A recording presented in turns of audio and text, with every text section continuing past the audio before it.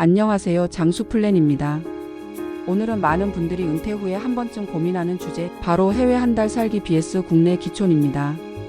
누구는 치앙마이, 다낭, 발리로 가고 누구는 강릉, 여수, 제주로 가죠. 그렇다면 비용, 의료, 행복 측면에서 어떤 선택이 더 나을까요? 전문가의 분석과 실제 사례를 함께 살펴보겠습니다. 먼저 해외 한 달 살기의 장점부터 보겠습니다. 첫째, 생활비가 저렴합니다.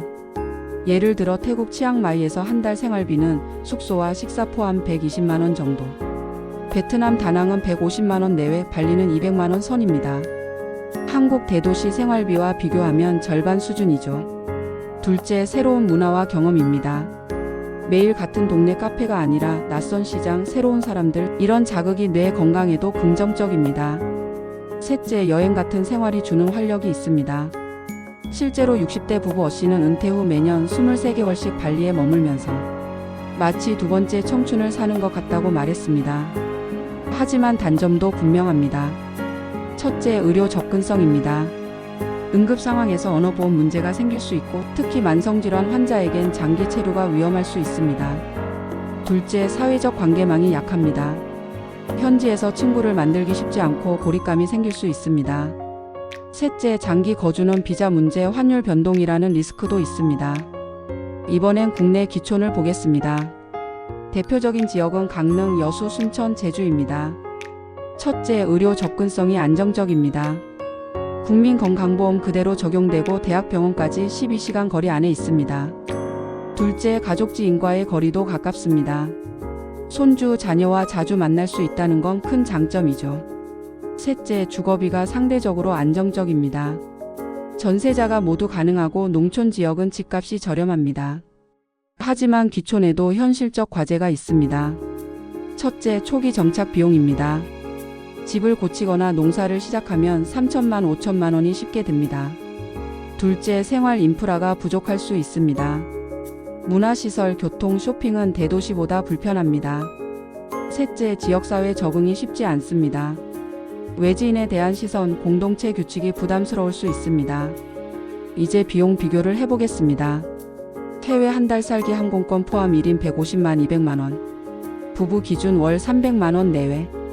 국내 기촌 집 마련 3천만 5천만원, 생활비 월 200만원 내외. 즉 단기적으로는 해외 살기가 저렴하지만 장기적으로는 국내 기촌이 안정적입니다. 의료 측면에서는 국내 기촌이 압승입니다. 해외에서는 작은 질병도 큰 비용과 불안으로 이어질 수 있습니다. 반면 국내에서는 보험 혜택, 가까운 병원, 가족의 도움을 받을 수 있습니다. 행복 측면은 사람마다 다릅니다. 새로운 경험과 자극을 원한다면 해외, 안정적이고 가족과의 시간을 중시한다면 국내가 더 맞습니다. 실제 사례를 들어보겠습니다. 60대 부부 B씨는 매년 2개월씩 다낭에 머물며 저렴한 물가와 자유로운 생활을 즐겼습니다. 하지만 3년 차에 아내가 갑자기 쓰러지면서 현지 병원에서 큰 불편을 겪고 결국 한국 기촌으로 전환했습니다. 반대로 65세 C씨는 전북 남원으로 기촌에 농사를 지으며 살다가 매년 겨울 2개월은 태국에서 보내는 혼합형 전략을 택했습니다. 이렇게 혼합형이 오히려 가장 현실적인 대안일 수도 있습니다. 정리해 보겠습니다. 마이너스 비용, 해외는 단기 저렴, 국내는 장기 안정. 마이너스 의료, 해외는 불안, 국내는 안정. 마이너스 행복, 해외는 새로움, 국내는 가족과의 관계. 따라서 정답은 하나만 선택이 아니라 내 상황에 따라 혼합 전략을 쓰는 것이 가장 현실적입니다. 예를 들어 여름엔 국내 기촌, 겨울엔 해외 한 달 살기. 이렇게 조합하면 비용과 행복을 동시에 잡을 수 있습니다. 오늘 영상이 도움이 되셨다면 구독과 좋아요 부탁드립니다. 다음 시간에는 부모님 운전면허 반납과 낙상 제로 집수리에 대해 구체적으로 다뤄보겠습니다. 지금까지 장수플랜이었습니다. 감사합니다.